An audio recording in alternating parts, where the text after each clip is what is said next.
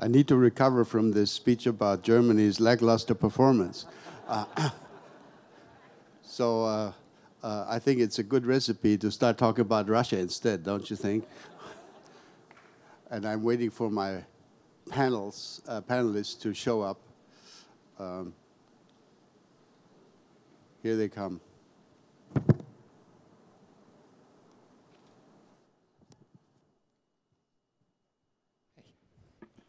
Good to see you. Hey, Ambassador. Great of you to do this. So, I think we need to do this in kind of sprint mode because we lost a little bit of time in terms of sticking to the schedule. So I'll do the introduction in shorthand. I'll start with Karlijn, who is working at the British Embassy in The Hague, an expert on defense, and we're so delighted to have you here with us. I then go to my good old friend, Ben Hodges, who was willing at extremely short notice to join us here this afternoon because Senator Murphy wasn't able to do this in addition to his earlier performance. So thank you, General, for joining us. Most of you will be aware that General Hodges was the commanding general of the U.S. Army in Europe and is one of the most experienced U.S. Army officers with huge knowledge about the European and the Russian situation. And last not least, my good friend Edgars Rinkēvičs, the Minister of Foreign Affairs of Latvia.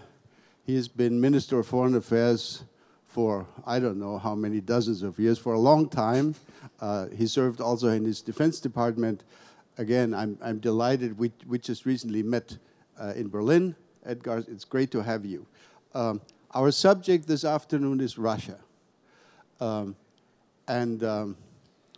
want each one of you to at least spend just a few brief minutes telling me what you think about it. And just by framing the discussion, let me say, why is it that Russia, if we leave aside China for the moment, that Russia continues to be our most serious challenge if the GDP of Russia is about the size of the GDP, without offense, less than Italy, a little bit bigger than that of Spain? Why are we continuing to worry so much about Russia? And then, of course, the next question is, when we look at the decisions we've taken since the illegal annexation of Crimea, etc., is this policy that we have engaged in, sanctions, containment, if you wish, military reinforcement, is that promising to deliver the kinds of results we want? Are we missing something? Is this a successful approach to Russia?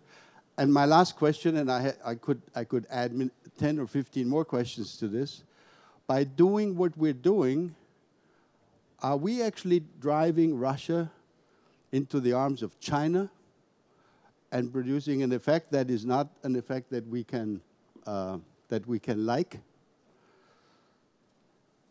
So, who would like to start? Let's start with an active foreign minister. Edgars, you start. I was just thinking that I'll be happy to be the last one when everyone else speaks, but trying to be very telegraphic and trying to cover all 3 points you just raised. First of all, why we should care about Russia compared with other countries with larger GDPs?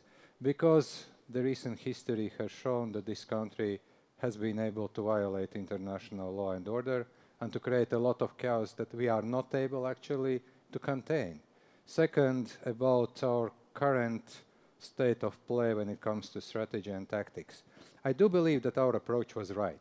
Well, back in 2014, and Ambassador, you are quite right, I'm the foreign minister for 7.5 years. I have seen better times, and I have seen 2014. Back in 2014, I would be saying that we are lacking stricter measures than we are actually imposing. Now I would say that the approach was right because we are remarkably united. We were able to stop the deterioration of situation, but we are now trying to figure out how to solve the situation. The final point about China, well, frankly, I don't buy this argument that we are kind of driving Russia in hands of China. Believe me, Russians themselves are quite scared about the growing role of China, especially when it comes to their region. So I do believe that there comes the point where they will have to choose if they are forming more civilized alliance with us and behaving by international rules and to some extent balance what is the policy of China, or they become very much dependent on China. That's my take in a telegraphic way on 3 points. Okay, thank you very much. Let me push you on just one point a little bit. Vice President Pence and others, of course, have included references to the INF treaty and the future of arms control. How worried are you, or are you worried about a future where we will not have meaningful attempts at arms control with Russia? How serious a problem is that for you? 30 seconds. It is a serious problem, but the German journalists just before this panel asked me the same question, how scared I am or how worried I am. My answer was, frankly, the treaty was violated before.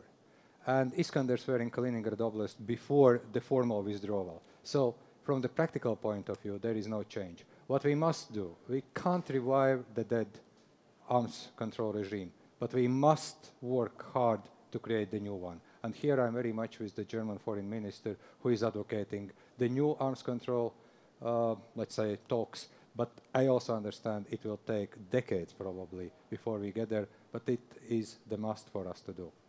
Okay, thank you very much. Karlijn, let's go to you, yes. And let's hear your take on these questions and issues that we're discussing this afternoon. Yes, before I start, I would like to stress I'm speaking in personal capacity. So I will also share a little bit of a personal story. So this is not Theresa May's official position? No. Okay, I had a chance 2 days ago to go to the National Archives to see the Washington Treaty opened at Article 5. And it was flanked with a black and white picture of the leaders signing it. And it seemed like a treaty from my grandparents' generation. And, you know, I'm a post-Cold War kid from Western Europe. I grew up not knowing two Germanys, just one. And a threat, or even the concept of a threat, was something I only saw perhaps on TV, on newsreels. So I think that's important to stress that my generation has perhaps a different relation to NATO and the treaty. And to come to your question about the threat from Russia, the threat perception for my generation, and I'm speaking also from a Dutch perspective, changed definitely with the annexation from Crimea and the shoot down of MH17, which had a lot of Dutch victims. And therefore, this session is titled Deterrence and Dialogue. And I would like to stress that latter point of the dialogue.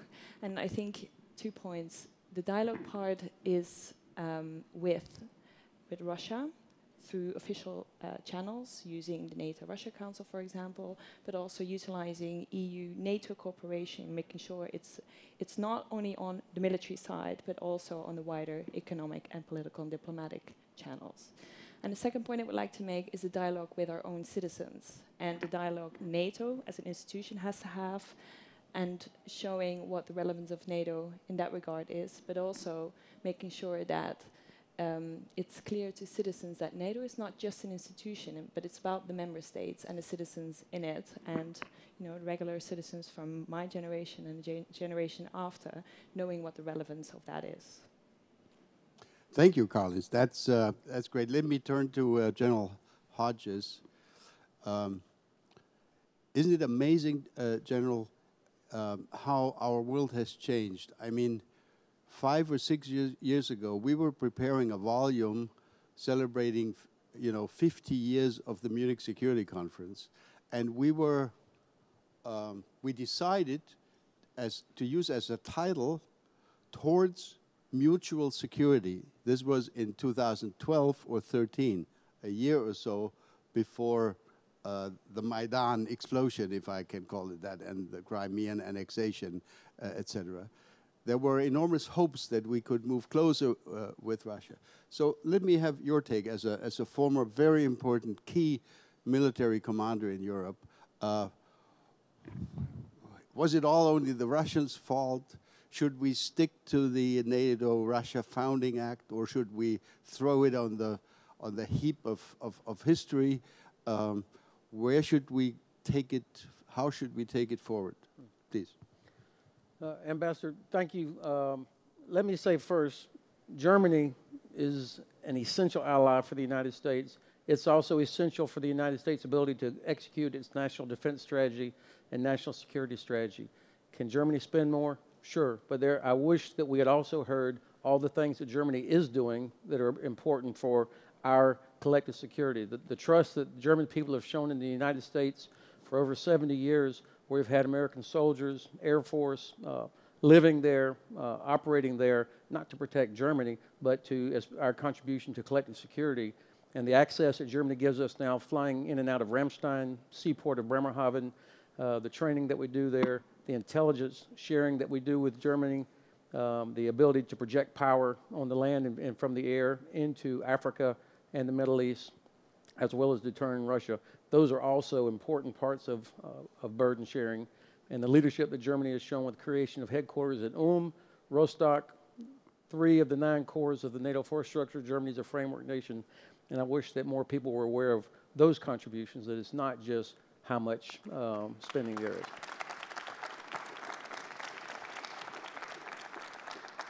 Germany also, I think, is the country that can help us the most in dealing with Russia.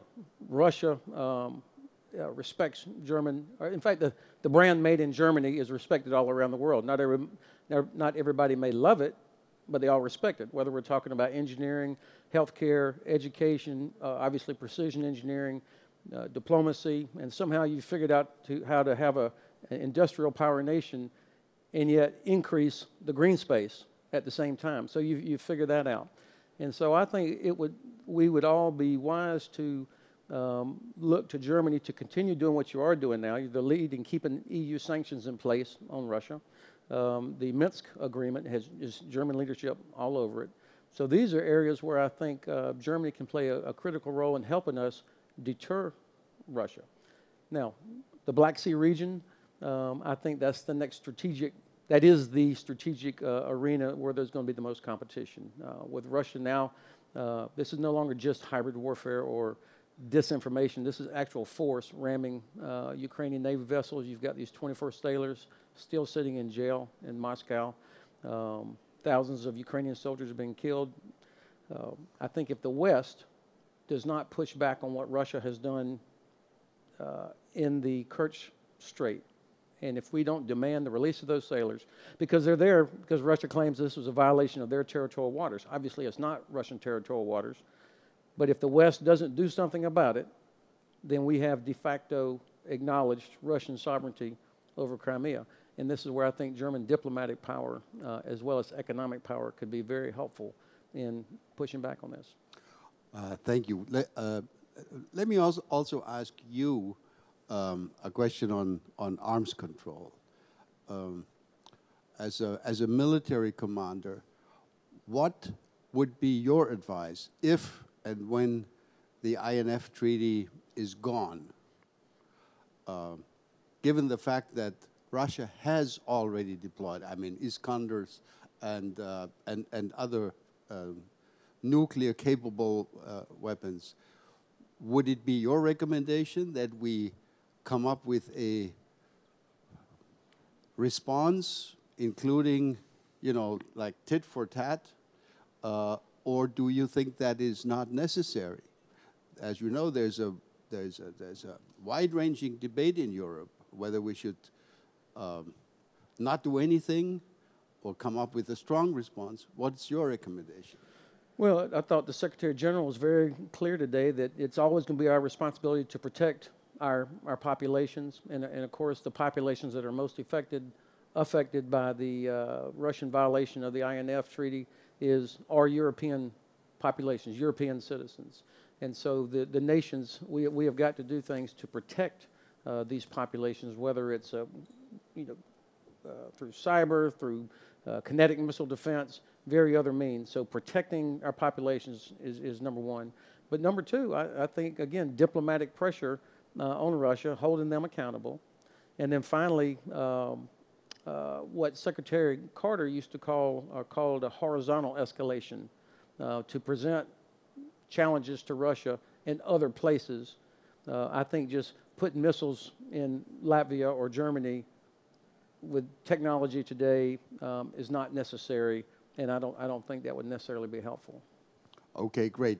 Ladies and gentlemen, we have only a few minutes left, so I now look around. Who has a question to ask? If you have a question, try to make it a brief one. There is a question over there, please. Thank you. Thank you. Captain John Jacobs, Royal Netherlands Armed Forces. Back in February, there was rumor about possibly a new INF treaty, or at least Russia said they would be open for that. Would anyone in the panelists try to comment on that one? What's the stage of that? Is there going to be a new treaty? And if so, would it include more countries than just US and Russia? Okay, any other question? We'll just collect 2 or 3 and then go back to the panel. Jim, wasn't there? Did you want to ask a question? No? No? There's a question. Yes, over there. The lady in the back row. Could we have some comments about Russian troops entering Venezuela? That's a good question. That will go to the general. And there is a question from my good friend. Please. None of our panelists mentioned the act of terrorism committed in Salisbury. What should the response of the alliance be to incidents of that kind? All right, shall we take it in the same order? Edgars, you're first. Well, the first question, actually, what I heard from President Putin directing his defense and foreign ministers, that he specifically said no new negotiations on INF treaty. So I can't comment on any kind of rumors. But what I believe, we need to have such kind of arms control debate, but it must include all countries that have the capacity or capability to produce such kind of missiles. Second, on Venezuela, frankly, I would say the general would commend that from military point of view. But my take here is that this is quite an interesting Russian strategy, like with Syria, like with some other places. Create a small problem, and you get, like we get the ownership, they get the kind of say, and we don't know how to deal with that in coming months or even years. So I do believe that this is a little bit of also political trick. And on Salisbury, frankly, I would say that more efficient in my mind was European Union, together with some of key allies like United States, other countries apart from EU, because we were able to coordinate our action on sanctions, and we were able also to coordinate expulsions of many of Russian spies. So not necessarily we need the alliance to act sometimes. Sometimes it's better to use other organizations, other instruments, and I believe we were quite successful, providing very strong response that probably was not anticipated in Moscow when the Salisbury incident was actually planned and initiated. Karlijn, yes, I would like to add on to that, and I think it was a very good signal that there is such unity in a response in support of the United Kingdom in Salisbury. And I think also the strong point about that is the ability for attribution, and that also goes for the OPCW hack that was announced or was publicized after that, related to Russia. Something that I think needs a little bit more work in the NATO sphere is how to respond to these hybrid threats that are below Article 5, and how do you make sure that it's a coordinated response on a political and diplomatic level, but also indeed on economic level. And I think Salisbury was a positive example of that there is ability for EU member states, but also in cooperation with NATO to do that. Ben, you have the last word. So I also am not aware of a new INF treaty, but if there is going to be something, I agree with the ambassador or minister. There has to be. It can't just be U.S. And Russia. I mean, so many nations have capabilities now that exceed the original treaty limitations, that it would have to be broader. And as President Reagan said, you know, trust but verify. There's no point in having a treaty if you don't have a serious, meaningful compliance protocol. As to Venezuela, why would we be surprised, or why should anybody be surprised that Russia, the same country, the same government that sided with the Assad regime and weaponized uncontrolled migration by putting millions of Syrian refugees on the road to Europe, in fact, that they would also side with a government that at least 50 other nations in the world have said the Maduro government is no longer the legitimate government.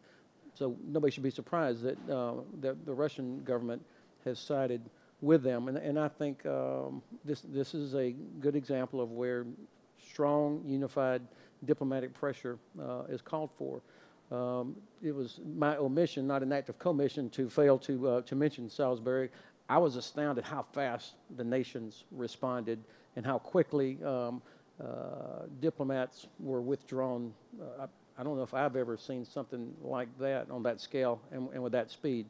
And that really goes to the Secretary General's last phrase today: America needs friends. My colleague at SEPA, where I work, Edward Lucas, he says, you know, allies can be annoying sometimes, they irritate you, but you know, they bring, even if they don't bring a lot of tanks, they bring diplomatic power. And each nation has a voice inside the UN, inside the EU, inside various other institutions that can bring pressure. And so I think my country would benefit from helping build cohesive, coherent diplomatic efforts and economic efforts as well. I am enormously pleased each time I hear a military officer speak in positive terms about diplomats. So thank you very much, Ben, for I'm done for the month, by the way. For that remark. Ladies and gentlemen, I'm receiving frantic messages from our organizers that my time has run out. I apologize to those who wanted to ask additional questions.